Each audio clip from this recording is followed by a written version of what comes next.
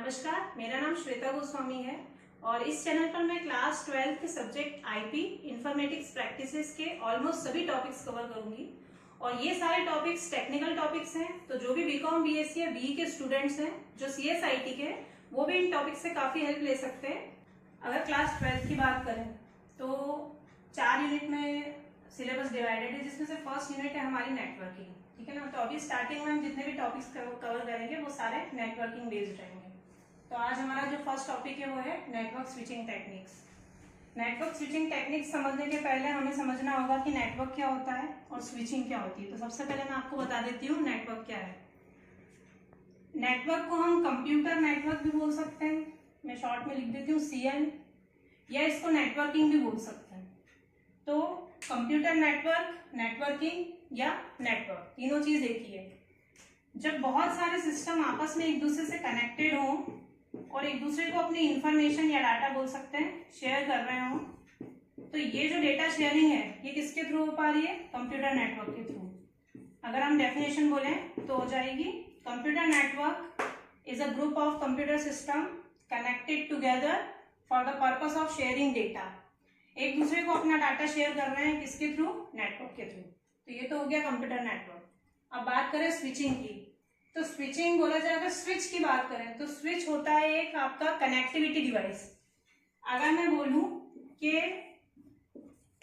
मुझे A node से B node पे डेटा ट्रांसफर करना है, तो मैं इस डेटा को डायरेक्टली नेटवर्क के थ्रू ट्रांसफर नहीं कर सकती हूँ, मुझे इसमें किसी ना किसी कनेक्टिविटी डिवाइस की जरूरत पड़ेगी। ठीक है ना। या बोल सकती हूँ किसी ना किसी एक टेक्निक की जरूरत पड़ेगी। या फिर मैं ये बोल सकती हूँ कि सिस्टम से, एक सिस्टम से दूसरे सिस्टम में डायरेक्टली डेटा ट्रांसफर नहीं होगा, कुछ ना कुछ बीच में इंटरमीडिएट नोड, जिनको हम बोल सकते हैं मिड पॉइंट्स, ये सारे आएंगे।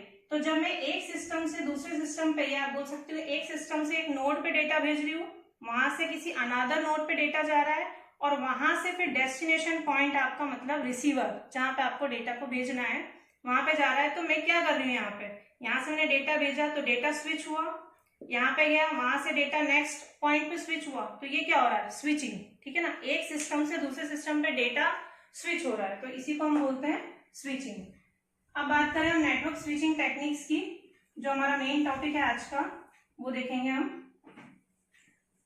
तो नेटवर्क स्विचिंग टेक्निक्स की जरूरत ही क्यों पड़ी हमको, अगर सबसे पहले हम ये बात करें तो जैसे कि आप सभी को पता होगा कि आप अपने मोबाइल से डेटा ट्रांसफर करते हैं, कॉलिंग करते हैं, है ना। जैसे मैंने आपको कॉल किया या आपने किसी अदर पर्सन को कॉल किया, तो ये सारी चीजें क्या हो रही है? हमें ईमेल मिल रहा है, ये सब क्या है? Data transferring. लेकिन ये किसी ना किसी एक टेक्निक के थ्रू ही हो रही है। या तो वहां पे सर्किट स्विचिंग का यूज हो रहा है, या मैसेज स्विचिंग का, या पैकेट स्विचिंग का। मतलब हम बोल सकते हैं कि नेटवर्क स्विचिंग टेक्निक्स को 3 कैटेगरी में डिवाइड किया गया है, सर्किट, मैसेज और पैकेट। तो किसी ना किसी एक स्विचिंग टेक्निक का यूज करके ही हम डेटा ट्रांसफर कर पा रहे हैं। तो उसमें सबसे पहले हम देखेंगे सर्किट स्विचिंग। तो हमारी फर्स्ट टेक्निक है सर्किट स्विचिंग। अगर मैं सर्किट स्विचिंग की बात करूं तो in circuit switching there is a direct link. Link मतलब क्या होता है? कनेक्शन, है ना। जैसे कि मैंने बोला कि A सिस्टम से मुझे B सिस्टम को कनेक्ट करना है, या इन दोनों के बीच में मुझे लिंक करनी है, बोला जाए तो। ठीक है। तो in circuit switching there is a direct link between sender and the receiver. मतलब इसमें किसी मिड पॉइंट की जरूरत नहीं होती है। सेंडर से रिसीवर पे आप डायरेक्टली डेटा सेंड कर सकते हो, किसके थ्रू? सर्किट स्विचिंग के थ्रू। कैसे? जैसे मैंने बोला फॉर एग्जांपल, और इसमें एक चीज देखें कि एक पर्टिकुलर पाथ होता है जिसको हम बोलते हैं डेडिकेटेड पाथ। डेडिकेटेड पाथ के थ्रू ही हम डेटा को ट्रांसफर कर पाते हैं। इसकी जो प्रोसेस होती है वो मेनली 3 कैटेगरी पे डिवाइड होती है। जैसे सबसे पहले आपको क्या करना होता है? एक कनेक्शन स्टैब्लिश करना होता है। क्या करना होता है? Connection establish. सेंडर से रिसीवर के बीच में सबसे पहले कनेक्शन स्टैब्लिश करना होता है। उसके बाद आपको डेटा ट्रांसफर करना होता है। एक बार कनेक्शन स्टैब्लिश हो गया सेंडर से रिसीवर के बीच में, उसके बाद आप डेटा ट्रांसफर करते हैं, और फाइनली जब आपका डेटा ट्रांसफर हो जाता है तब आप उसको डिस्कनेक्ट कर देते हैं। इसके एग्जाम्पल की बात अगर मैं करूं तो टेलीफोन लाइन सिस्टम इसका सबसे बेस्ट एग्जाम्पल है। टेलीफोन लाइन, है ना। फॉर एग्जाम्पल किसी व्यक्ति को कॉल किया, ठीक है ना, तो क्या हो रहा है, सबसे पहले तो रिंग जाती है, ठीक है ना, रिंग जा रही है मतलब आपका एक कनेक्शन स्टैब्लिश हो रहा है सामने वाले डेस्टिनेशन पॉइंट से। कनेक्शन स्टैब्लिश हो गया, उसने कॉल उठा लिया, मतलब आपका कनेक्शन स्टैब्लिश हो गया है, कॉल उठा लिया है, आपने डेटा ट्रांसफर कर दिया है, और जब आपकी बात खत्म होगी तब दोनों में से किसी भी एक ने फोन डिस्कनेक्ट कर दिया। ये प्रोसेस होती है। इसमें ऐसा नहीं होता है कि सेंडर ए ने डेटा अपना पहले किसी एक पॉइंट को ट्रांसफर किया, वहां से कहीं और गया और फिर सामने वाले के पास गया, ऐसा नहीं होता। आप डायरेक्ट सामने वाले को कॉल कर रहे हो, वो डायरेक्टली आपका कॉल उठा रहा है, मतलब there is a direct link between sender and the receiver in circuit switching, ठीक है। इसके एडवांटेज तो ये है कि आपका डेटा फाइनली वहां पहुंच जाएगा, इसकी गारंटी होती है ना, क्योंकि बीच में कोई मिड पॉइंट नहीं है, ठीक है ना। एक डिसएडवांटेज है कि ये बहुत कॉस्टली होता है, ठीक है ना। कॉस्टली क्यों होता है, क्योंकि आपको यहाँ पे एक डेडिकेटेड पाथ मिलता है, मतलब जैसे मुझे अगर किसी पर्टिकुलर व्यक्ति को कॉल करना है तो सबसे पहले कनेक्शन स्टैब्लिश होगा। कैसे, ए से कनेक्शन स्टैब्लिश हुआ इस पॉइंट पे, यहाँ से यहाँ, मान लो ये कोई कनेक्शन है, ये सर्किट स्विचिंग है, बेसिकली क्या है ये सर्किट स्विचिंग। तो आपका एक किसी रूट को फॉलो करते हुए कनेक्शन स्टैब्लिश हुआ। अब इसका मतलब ये है कि अगर कोई अनदर सिस्टम अपना डेटा ट्रांसफर करना चाहे तो वो इस पर्टिकुलर पाथ को फॉलो नहीं कर सकता है, ठीक है ना।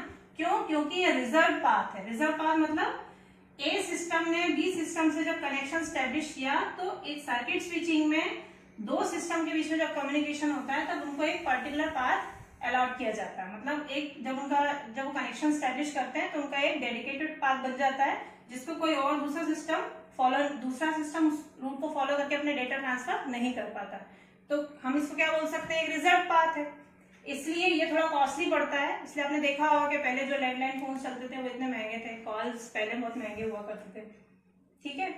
तो ये पूरी प्रोसेसिंग होती है सर्किट स्विचिंग में। अब इसमें कंपैरिजन हम बाद में करेंगे, पहले हम दूसरी दोनों स्विचिंग टेक्निक्स देखेंगे। अब सेकंड होती है हमारी मैसेज स्विचिंग। मैसेज स्विचिंग में क्या होता है, मैंने आपको सर्किट में बताया कि there is a direct link between sender and the receiver, but in message switching there is a no direct link between sender and the receiver. इन दोनों के बीच में कोई भी डायरेक्ट लिंक नहीं होती है।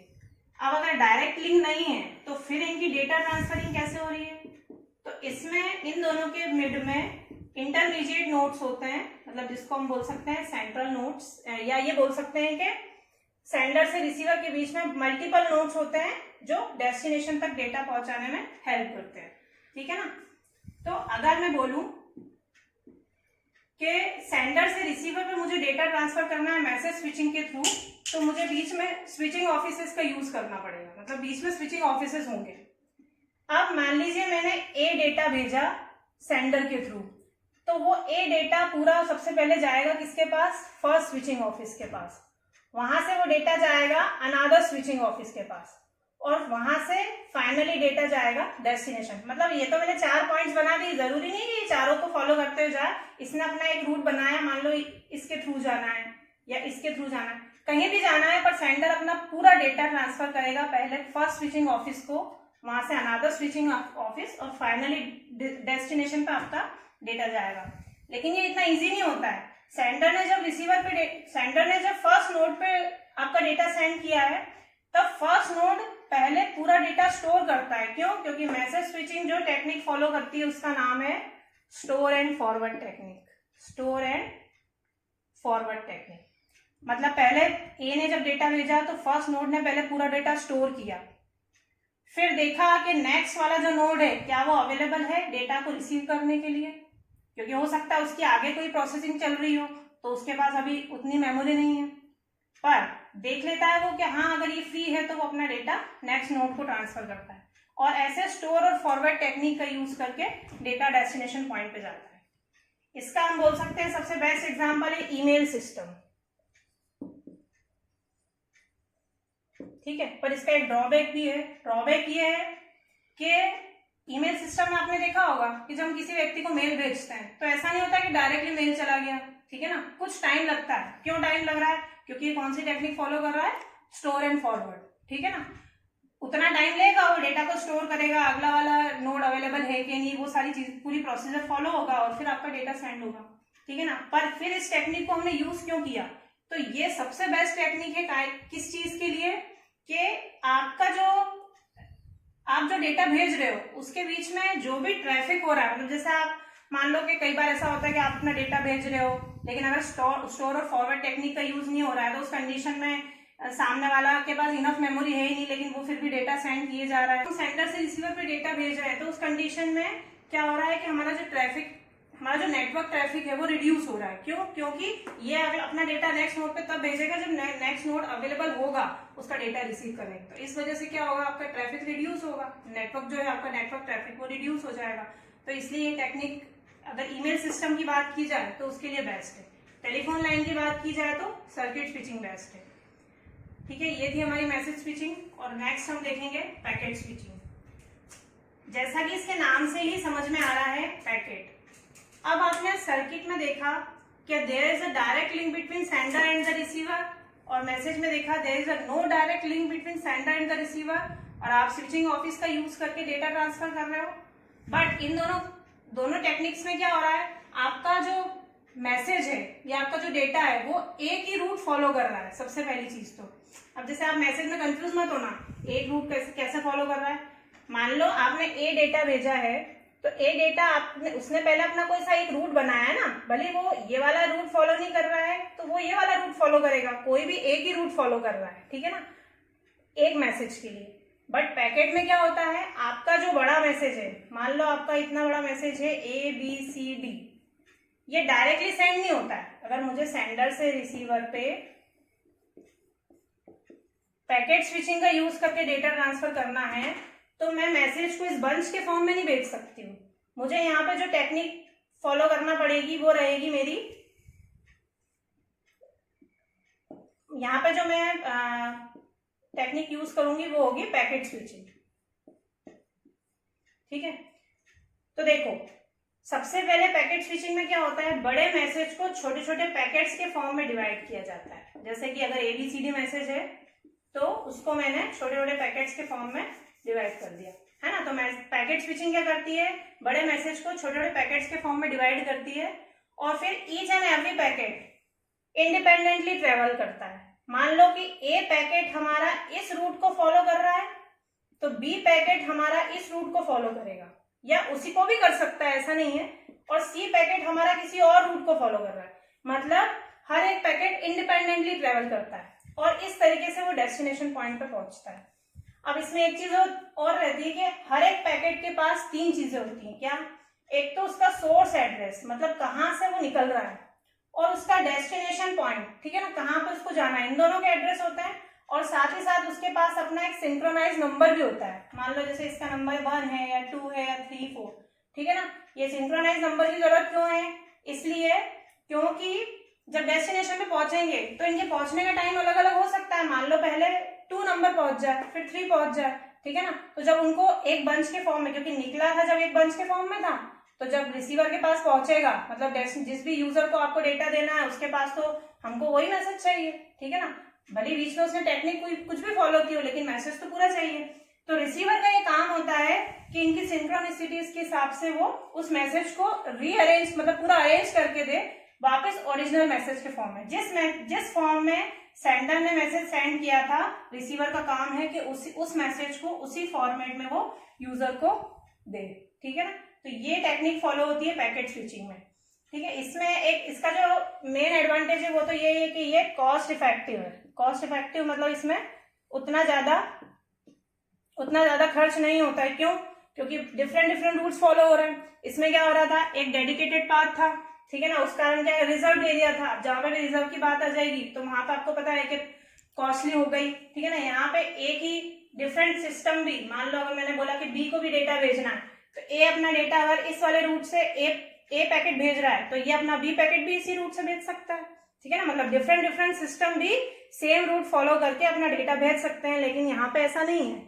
इस डेडिकेटेड पाथ, मतलब ए वाले ने अगर बी वाले को कॉल किया है तो उसी रूट को फॉलो करके सी बोल दूं अगर मैं इसको, कि सी वाला उस टाइम पे उस व्यक्ति को उसी रूट से कॉल नहीं कर सकता है, ठीक है ना, जब तक कि उसका कॉल डिस्कनेक्ट नहीं हो। तो इसलिए ये कॉस्टली है पर ये कॉस्ट इफेक्टिव है, ठीक है ना। दूसरी चीज इसमें ये है कि मैसेज स्विचिंग की जगह पैकेट स्विचिंग का यूज ही क्यों किया, यहाँ पे बात आएगी। तो मैसेज स्विचिंग में क्या हो रहा था, हम बड़े मैसेज को, मान लो ए मैसेज के, इसका ये जो बंच है मैसेज का, ये पूरा इकट्ठा पहले किसी नोड के पास जा रहा है और वहां से नेक्स्ट नोड के पास जा रहा है। पर पैकेट स्विचिंग में ऐसा नहीं हो रहा है, जो बड़ा मैसेज है वो छोटे छोटे पैकेट्स के फॉर्म में डिवाइड हो रहा है। इससे क्या हो रहा है, टाइम कंज्यूमिंग, आपका मैसेज बहुत जल्दी पहुंच जाएगा, ठीक है ना, पहली चीज। दूसरा, जो इंडिविजुअल नोड है, यहाँ पे स्टोर और फॉरवर्ड टेक्निक क्यों यूज हो रही है, क्योंकि इतना बड़ा मैसेज जब नेक्स्ट वाला नोड अवेलेबल ही नहीं है उसको रिसीव करने के लिए, उसके पास इतनी मेमोरी नहीं है, तो ये अपना डेटा कैसे उसको सेंड करेगा। पर पैकेट स्विचिंग में तो इनफ मेमोरी होगी, क्यों, क्योंकि यहाँ पे जितने भी इंटरमीडिएट नोड्स हैं उनके पास अगर मेमोरी कम भी है तो क्या हुआ, लेकिन पैकेट स्विचिंग में डिफरेंट डिफरेंट रूट्स भी हैं और हर एक पैकेट की साइज स्मॉल है। क्यों स्मॉल है, क्योंकि बड़े मैसेज को आपने डिफरेंट डिफरेंट पैकेट्स के फॉर्म में जब डिवाइड किया तो हर एक पैकेट की साइज सेम रखी, ठीक है ना, जो कि स्मॉल साइज का था, ठीक है। तो उस कारण फिर ये इसकी जो स्पीड है वो भी फास्ट हो जाती है,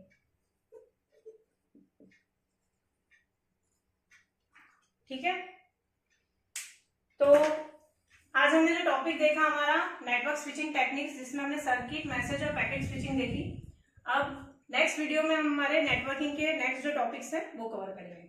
थैंक यू।